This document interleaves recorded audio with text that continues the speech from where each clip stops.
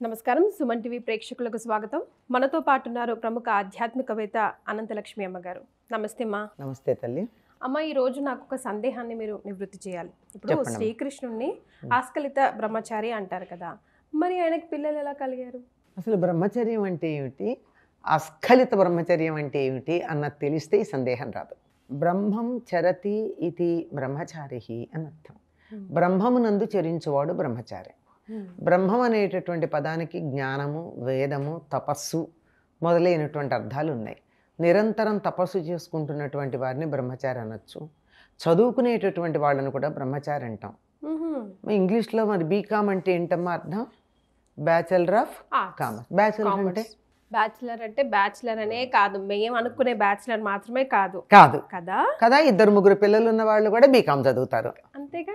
అంటే జ్ఞానంలో, జ్ఞాన సముపార్జనలో నిమగ్నమైనటువంటి వాళ్ళు బ్రహ్మచారి, అది అర్థం. తపస్సు చేసుకుంటుంటే కూడా బ్రహ్మచర్యం అనే పదమే వాడతారు. వివాహం అయ్యాక కూడా బ్రహ్మచారిగా చెప్తారు. ఏమిటి వివాహం అయ్యాక బ్రహ్మచారి అంటే? ఎప్పుడెప్పుడు కాపురం చెయ్యాలో భార్యతో, ఎప్పుడెప్పుడు చేయకూడదు నియమాలు ఉన్నాయి మనకి. ఆ నియమాలను అనుసరిస్తూ తగినటువంటి కాలంలో మాత్రమే భార్యని భార్యగా చూస్తూ ఉండేటటువంటి జీవితం గడిపితే వివాహితుడై గృహస్థ అయినటువంటి బ్రహ్మచారిగా చెప్తారు. అంత అంతరార్థం ఉంది. సమయం, సందర్భం, తిథి, వారం, నక్షత్రం వీటిని పరిగణించకుండా కాముకత్వంతో ఉన్నటువంటి వాడు బ్రహ్మచారి కాదు.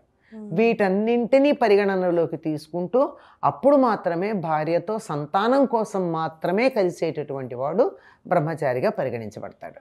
ఇది ఒక అర్థం. ఇంకా స్ఖలనము అంటే జారుట అని అర్థం. అస్ఖలిత బ్రహ్మచారి అంటే ఆయన బ్రహ్మచర్యం ఎట్లాంటిదంటే ఎప్పుడూ కూడా ఆయన మనసులో కామభావన కలగల. ఇక్కడుంది ఆయన ఆలోచన అంతా. ఇంకా బాగా చెప్పాలి అంటే ఊర్ధ్వరేతస్కుడు మొదలైనటువంటి పదాలు వాడతారు. సరే, వాటిని వివరాలు చెప్పడం కన్నా ఆయన మనసులో కామభావన కలగలేదు ఎప్పుడు. ఈ స్త్రీతో కలవాలి, ఈ స్త్రీ నాకు కావాలి అనేటటువంటి భావన లేదు ఆయనకి. ఆ విధంగా ఉన్నాడు గనక అస్ఖలిత బ్రహ్మచారి. ఎంతసేపు తనలో తాను ఆనందిస్తూ నిరంతరం తన కర్తవ్యాన్ని నిర్వర్తిస్తూ, ఎందుకోసం శరీరం ధరించి వచ్చాడో కర్తవ్యాన్ని నిర్వర్తిస్తూ జీవితాన్ని ఒక తపస్సుగా గడిపినటువంటి వాడు అస్ఖలిత బ్రహ్మచారి. ఇంతవరకు అర్థమైంది కదా. ఇక రెండోది, పిల్లలు ఎలా కలిగారు అంటే ఈయనకి అటువంటి స్ఖలనం లేదు గనక సంతానం కావాలని, వివాహమైన తర్వాత భార్య సంతానం కావాలని అడుగుతుంది. ఒక స్త్రీకి పరిపూర్ణత్వం సంతానంతోనే, పురుషుడికైనా అంతేగాని ఇది కనపడదు, ఇది కనపడుతుంది, అంతే తేడా. కనుక అప్పుడు ఆయన శివుడి గురించి తపస్సు చేసి శివుడి అనుగ్రహంతో సంతానాన్ని పొందాడు. ఒక్కొక్క భార్యకి 10 మంది పిల్లలు కలిగారు. 16,108 × 100 × 10. అంటే ఈ కామన్ బుర్రకి మళ్ళీ ఒక సందేహం వచ్చిందమ్మా. అంతమంది గోపికలు ఉన్నారే, అంతమంది భార్యలు ఉన్నారే, ఆ ఫీలింగ్ ఎలా రాలేదే?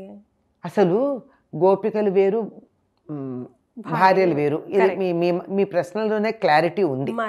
కానీ వినేవాళ్ళకి తెలియడం కోసం చెప్తున్నా, గోపికలు భార్యలు ఒకటి కాదు.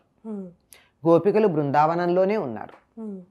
వీళ్ళు నరకాసురుడి చెరసాలలో బంధించబడినటువంటి రాజకుమార్తెలు 16,100 మంది. వాళ్ళని చూస్తే ఎందుకు రాలేదు అంటే ఆయన నిరంతరం బ్రహ్మజ్ఞానంలో రమిస్తూ ఉంటాడు గనక.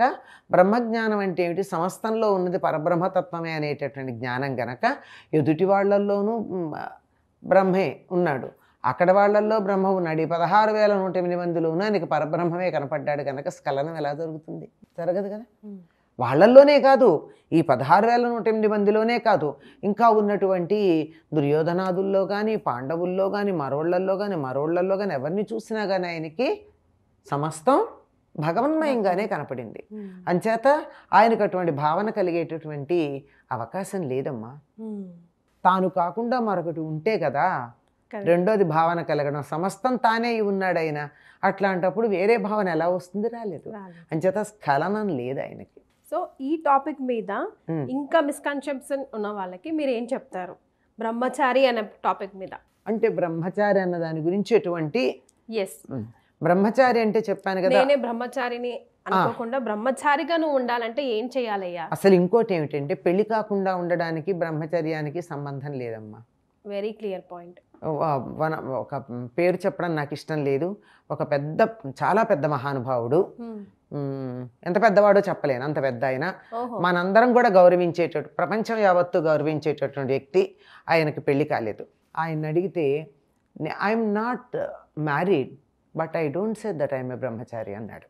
దాని అంతరార్థమే అర్థమైపోయి ఉండాలి, ఇంకేంటి. నేను ఇంకా ఏం చెప్పాలమ్మా, ఇంతకన్నా ఏం చెప్పాలి, అంతకన్నా ఇంకేం లేదంటే ఒక స్త్రీని చూడగానే తన మనసులో కామభావన కలగలేదు, కలిగిందనుకో స్ఖలనం జరిగిపోయినట్టే. ఇప్పుడు భౌతికంగా వాళ్ళతో కలిశారా లేదా అన్నది వేరే మాట, కానీ చూడగానే అబ్బా ఇలాంటి భార్య నాకు ఉంటే బాగుండే అన్న భావన వచ్చిందనుకో, అయిపోయింది, జారిపడ్డారు. అటువంటిది జారుడు లేకుండా ఉండడం అన్నది. అయితే పూర్వకాలం చాలామందికి ఇలా బ్రహ్మచర్యం బాగా సాగేది, ఎందుకంటే వాళ్ళకి అసలు ఈ భావన రాకుండానే పెళ్ళిళ్ళు అయిపోయేవి. అయిన తర్వాత భార్య అని ఒక అమ్మాయిని టార్గెట్ చూపించేవారు, అమ్మాయికి కూడా భర్త అని ఒక టార్గెట్ ఉండేది. అంచేత వీళ్ళిద్దరికీ కూడా ఇతరులను చూసి ఇటువంటి దురాలోచనలు వచ్చే అవకాశం ఉండేది కాదు. ఆల్రెడీ మనస్సులో వాళ్ళకి ఎప్పుడైతే శృంగారపరమైన భావన కలిగిందో, ఆ భావన కలిగే వయసు వచ్చే లోపల ఆ భావన ఎవరి గురించి రావాలో టార్గెట్ కనపడింది కనుక ఇలా మనసు చెదిరేటటువంటి అవకాశం ఉండేది కదా. అప్పుడు వాళ్ళకి సౌకర్యంగా ఉండేది. కాలమాన పరిస్థితుల్లో తేడా వచ్చినప్పుడు వీటన్నిటిని కూడా మార్చుకోవాల్సిన పరిస్థితి వచ్చింది. 25 ఏళ్ళు వస్తే కానీ వివాహం గురించి ఆలోచించని తరం తయారైంది కదా. అందుకని ఇప్పుడు ప్రత్యేకంగా ఆలోచించాలి. ఒక రవీంద్రనాథ్ ఠాగూర్ ఒక మాట అంటాడు, చేస్టిటీ is the best gift to be given to the life partner అంటాడు. అంటే బ్రహ్మచర్యం అన్నది ఆడవాళ్ళు మగవాళ్లే కాదు, ఆడపిల్లలకైనా మగపిల్లలకైనా తన జీవిత భాగస్వామికి ఇవ్వగలిగినటువంటి అపురూపమైన బహుమానం ఏమిటంటే అప్పటిదాకా పరాయి వాళ్ళ గురించి ఆలోచించకుండా ఉండడం. ఒక అమ్మాయికి ఇంకో పురుషుణ్ణి చూసి తన నా భర్త అయితే బాగుండన్న ఆలోచన కానీ, ఒక అబ్బాయికి ఈ అమ్మాయి నా భార్య అయితే బాగుండన్న ఆలోచన కానీ లేకుండా మొదటిసారిగా ఎవరు తన భార్యో భర్తో నిర్ణయం అయ్యాక వాళ్ళ మీదే తన భావనలు పెట్టుకుండడం అన్నది the best gift that can be given to the life partner అని చెప్తారు. Super, well said. ఠాగూర్ మామూలు వాడు కాదండి, మహర్షి. చాలా సంతోషం అమ్మ, చాలా కులంకుశంగా ఎక్స్ప్లెయిన్ చేశారు. ఈ జనరేషన్ వాళ్ళకి కూడా అట్లా బాణం వేసినట్టు ఎక్స్ప్లెయిన్ చేశారు. ధన్యవాదాలు. నమస్తే అమ్మ.